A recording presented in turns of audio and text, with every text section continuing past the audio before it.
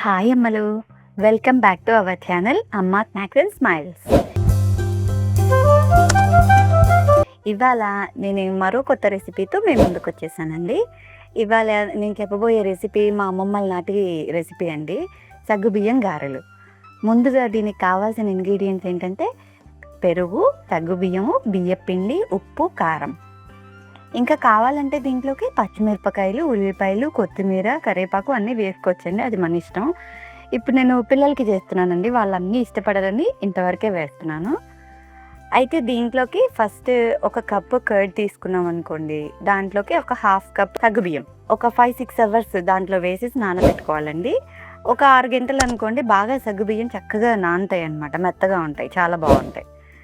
అయితే 5-6 అవర్స్ నానబెట్టుకున్నాక దాంట్లోకి ఒక కప్పు బియ్యపిండి కలుపుకొని ఉప్పు, కారం వేసేసి కలిపేసానండి, జీలకర్ర, అంతే. బాగా కలిపేసుకొని గారెల పిండిలాగా కొంచెం గట్టిగా ఉండాలండి. ఇప్పుడు నేను వీడియోలో చూపిస్తున్నాను కదండి, ఆ రకంగా గట్టిగా ఉండాలి.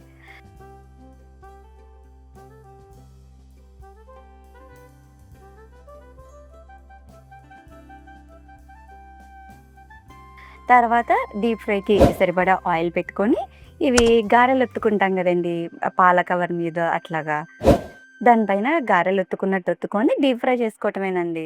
చాలా సింపుల్ కదా.